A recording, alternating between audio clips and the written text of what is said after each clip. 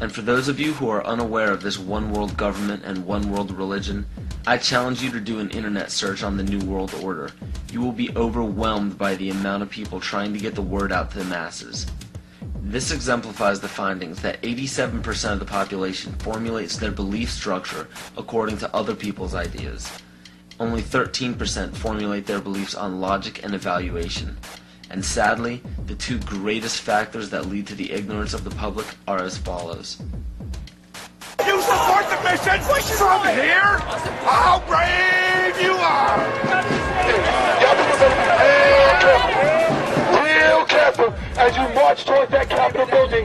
Be real careful, or who you think is in there waiting to help you. Be real careful.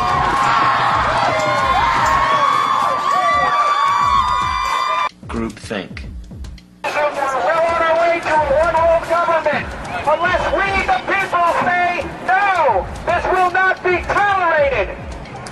It is a term to describe a group unwilling to look beyond the overall consensus of the herd.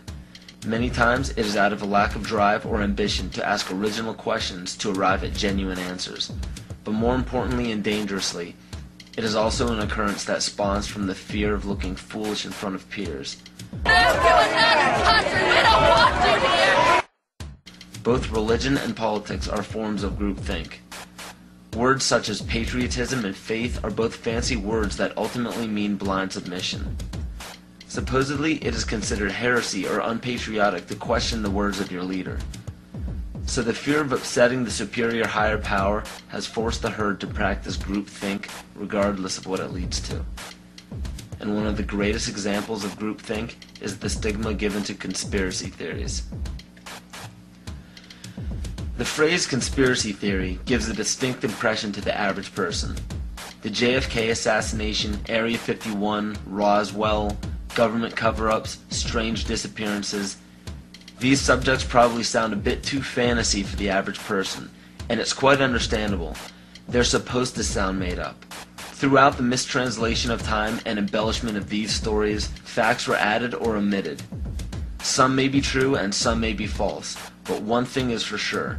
If a global secret needed to remain hidden yet began emerging among the public, the best cover-up is to embellish or alter the story until it sounds ludicrous. So what happens when the secret involves the government and the government has intimate ties to the mainstream media? And the mainstream media, as said before, has been proven to sway at least 80% of the public's opinion. The logic is undeniable. Media in every form is put in place to make people feel stupid for even keeping an open mind towards conspiracy theories. Movies, books, fairy tales, and folklore are all tools to make the average person feel insane for supporting or believing in a conspiracy. And why shouldn't they? Our leaders have no problems telling us not to investigate or believe in these theories. Let us never tolerate outrageous conspiracy theories concerning the attacks of September the 11th. Malicious lies that attempt to shift the blame away from the terrorists themselves. The most basic of pagan practices is the control of human population to have a perfect balance between man and nature. The goal is to bring the population down to 500 million, which is over a 90% reduction in humanity. Now that we have abandoned everything we've been trained to think prior to this moment, we can start looking at the world for what it is, instead of what people tell us it is. Open your eyes today as if you've never seen the world before, and you will begin to notice that the goal of population reduction is everywhere around us.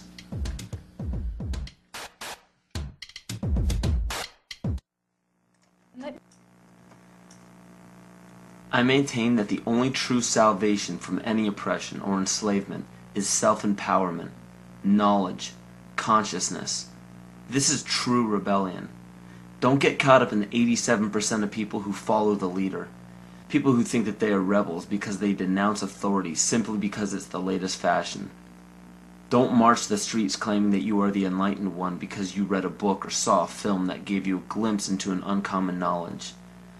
Don't scream phrases into a megaphone that you borrowed from another person's research. And don't proclaim yourself an original thinker because you belong to a group that represents an unpopular belief. Those are all examples of the other side of the coin of groupthink. leading a false rebellion.